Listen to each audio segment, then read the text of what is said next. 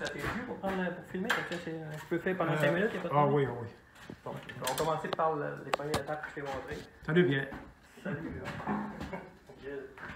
Donc, à date de vente, je vais te montrer la séquence de tir. Donc, moi, je considère qu'il y a à peu près 12 étapes dans la séquence de tir. Ils vont dire qu'il y a seulement 10 étapes. Moi, je considère qu'il y en a 12. Donc là, on fait ça proche. L'important, c'est pas la précision du geste pour le moment, la position de la flèche pour le moment, c'est la précision dans le geste qui est important. Donc, la première chose qu'on fait, on arme l'arc, bien entendu, de cette manière-ci.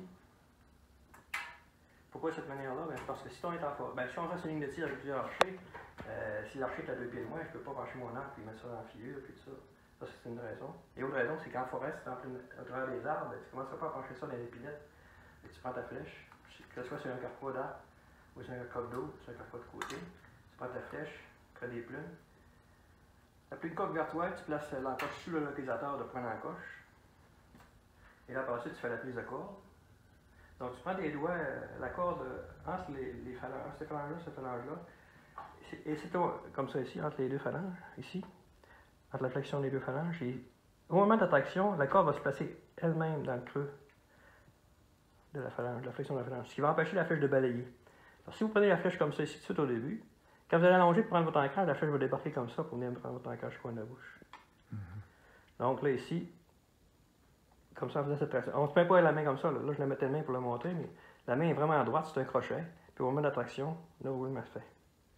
Est-ce qu'on l'a vu? On le voit bien, Jim? Oui, oui, parfait. Et là, même si vous tirez sur une tablette, disons que j'avais pas de pose flèche, la flèche va rester collée. Parce que l'attraction se fait. En plus, ce qu'il faut tenir compte, c'est que les encoches sont plates en dessous et au-dessus. C'est pas justement faire le contact avec les doigts. S'il n'y avait pas de contact des doigts, il y en a qui disent il faut mettre les doigts de même. Surtout à tirer à la mire, si vous tirez une mire, les doigts ne touchent pas dans l'encoche, ça change votre visée toutes les fois. On tire instinctif, peu importe si on tire avec la mire, il faut faire contact avec l'encoche. En même temps, quand on allonge, ça tient la flèche collée sur l'arc. On a expliqué tantôt, plutôt que faire ça ici. En fait, cette traction-là, le roulement, elle reste collée. La prise de la corde est faite. La prise de l'arc maintenant, l'arc se maintient librement. Je veux dire par librement, c'est qu'on ne serre pas la prise de l'arc. Ça, c'est la prise, donc on insère le V de la main ici, comme ça. Le gras du pouce vient s'appuyer ici. Et on fait contact avec le pouce et l'index devant seulement. Ce qui permet maintenant d'avoir un détour au coude. Si je la main est pleine, la corde va venir frapper au bras. Si j'ai un détour, pas un détour au coude, mais un détour au poignet et au coude qui m'éloigne de la corde. Donc il n'y a pas de contact qui se fait sur la corde, pas de douleur qui arrive. Et on tient ça seulement avec le pouce et l'index pour avoir l'arc libre au début avant le tir, pendant le tir et après le tir. Ça veut dire qu'au moment de l'aider décocher, l'arc est penché vers vous. Si vous n'avez pas de stabilisateur devant, ça va pencher vers vous comme ça. Ça, c'est un tir réussi. Tu es libre au début, libre pendant le tir et libre après le tir. Et ça permet à l'arc de se positionner correctement dans son pivot ici. Avec le gras de pouce bien arrêté, comme ça. Donc l'arc est libre. Donc, pour expliquer pourquoi l'arc doit être libre, vous achetez des arcs à poulie aujourd'hui, puis ils ont des dragons, le monde s'attache le bras dedans, puis ça fait pourquoi ils tiennent la main avec les doigts, il y a une blanc et rouge comme ça. Il faut que ça soit libre. Si tu utilises une dragonne, tu laisses ta main ouverte, tu laisses travailler la dragonne, l'arc va pencher par en avant, tu dépends de l'équipement que tu vas avoir. Tu peux y aller, c'est une question juste de travail. Non, c'est bon. Parfait. Okay. Donc, pouce et index seulement, comme ça ici. Après ça, la tenue de l'arc, ça fait comme ceci. On ne tend pas le bras comme ça. Quand vous dites regardez là-bas, le coude n'est pas comme ça, il n'est pas en hypertension, donc en souplesse au niveau du coude. Donc c'est important de garder cette souplesse-là pour le tir. C'est la musculature qui tient l'arc, non l'ossature. Pourquoi? Parce que quand vous allez tirer, si c'est l'ossature qui tient l'arc, le choc va se faire à gauche. Donc les flèches vont aller à gauche. Donc on regarde la souplesse.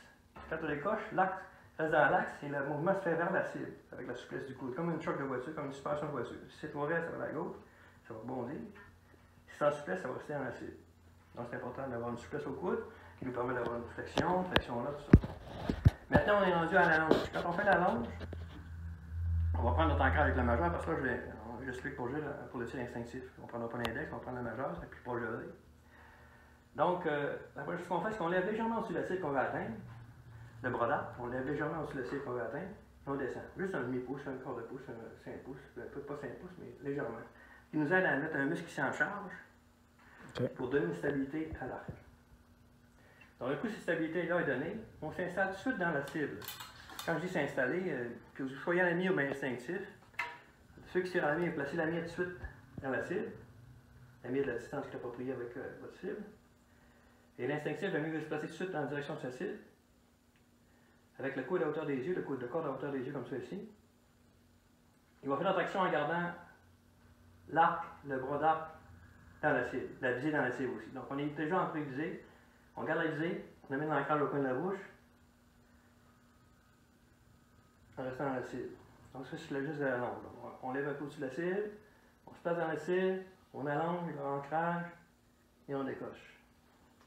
Ok, donc si on reprend, premièrement, on encoche, on fait une coque vers nous, sur le repose-sèche sur la tablette, on fait la prise de corde, un petit peu avant la rotation, pas tout de suite la rotation, la prise de l'arc, première visée, mise en direction sur la cible, on garde cette visée là jusqu'au point d'ancrage et on tire.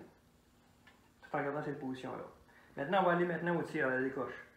Donc une décoche, la décoche naturelle, une décoche doit se faire comme ça, et ça se fait comme ça une décoche, c'est que pour faire une bonne décoche, c'est pas de dire lâche la flèche, amène ta main derrière. C'est laisse tomber ta main pour laisser peut-être la corde. Tu laisses partir la corde des doigts. Autrement dit, tes doigts ne sont pas tranquillement comme certains disent, puis tu laisses partir quand elle voudra sortir. Non, non. Tu veux tirer sur quelque chose?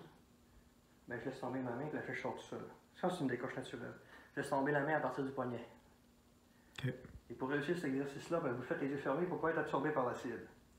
Donc, je vais faire la décoche naturelle après avoir fait ma séquence. Donc, je rentre devant, j'ai remis l'arc avec la flèche dessus, prise de la corde, prise de l'arc, dans la cible, je suis tout de suite dans la cible et dans la cible, par la suite, et ma main fait seulement tomber, la flèche sort de l'arc. La flèche sort des doigts, la corde sur les verres des doigts. Donc, la main va être maximum derrière. C'est pas, lâche la corde, tu vas en arrière. Non, non. En laissant tomber ta main, après décoche, la main va vers l'arrière naturellement. Puis je remarque aussi que tu vises en diagonale un petit peu. Hein? La tête penchée un peu aussi. Un petit peu. Tantôt, c'est que pourquoi on tire penché, c'est pas pour tenir la flèche collée sur l'arc. Comme l'expliquais tantôt, c'est que c'est la même chose que si on tire la carabine. La carabine, on se place au-dessus du canon comme ça ici. Ouais. Ben, c'est en instinctif. On penche pour avoir l'œil dominant au-dessus de la flèche. Okay. Comme un canon. C'est ici. Ici, je ne tire pas, c'est pour montrer vraiment la chose. Puis quand je tire à l'arc, c'est comme si c'était un canon en dessous de mon œil dominant. Okay. Donc, peu importe la position que je vais prendre, cet angle-là va être gardé. Une légère angle de la tête, c'est pas quelque chose de très, très prononcé. Là. Et c'est pas pour tenir l'arc, la flèche collée sur l'arc. La flèche s'est collée à cause de la rotation. Donc, je vais faire la séquence. Donc, j'ai remis mon arc, je fais dessus, je fais la rotation un petit peu pas complète, mais juste au moment de traction, la rotation va se faire. Prise de l'arc. Et vous allez voir après il faut que je laisse l'arc libre aussi après ça. OK? Donc, dans la cible. Ouais. Super. Dernière fois. Ça a l'air facile. C'est facile, c'est parce qu'il faut combiner la force et la finesse. C'est ça le tir à l'arc, la force et la finesse. Il faut combiner les deux, il faut associer, conjuguer avec les deux. Donc la même chose ici. Super. Si l'arc vient comme ça, ben, ouvre la. Puis pour réussir ces choses-là, ben, on va faire derrière toi, encore 2-3 minutes sur vue. T'as encore 2-3 minutes? Oui. Donc pour réussir cet exercice-là, comme je disais tantôt, c'est pas en regardant la cible, en tenant poignet le centre de la cible. C'est quand vous allez arriver à votre ancrage, comme ça ici. Et même pour garder l'arc en position, vous fermez les yeux et on se dit dans la tête, lâche la corde. On lâche la corde, on se dit dans la tête, laissez tomber la main. Laisse tomber la main. Fait qu'on peut tirer un bon petit bout comme ça. Ah, puis même, répétez ça, même pendant l'hiver, si vous faites votre exercice, vous tirez les 3 fois par semaine, prenez un 10 minutes par séquence, pour essayer ça. Les yeux fermés, je laisse tomber ma main. OK. Les yeux fermés, vous mettez devant la cible, et la cible, la flèche, elle va pas ailleurs. En plein dans le centre. OK? Dans la cible, fermez les yeux, laisse tomber la main. Ça, je n'ai pas visé, là. Ben, je visais, en pré-visé, je visais là, mais je veux dire, les yeux étaient fermés. Donc, dès que vous êtes, pour allonger votre flèche, vous êtes dans la cible au début, pas de mouvement, pas d'émotion, laissez tomber la main. Super. C'est correct? Parfait. Super. Merci, c'est bien. Et aussi, utilisez un arc de faible puissance.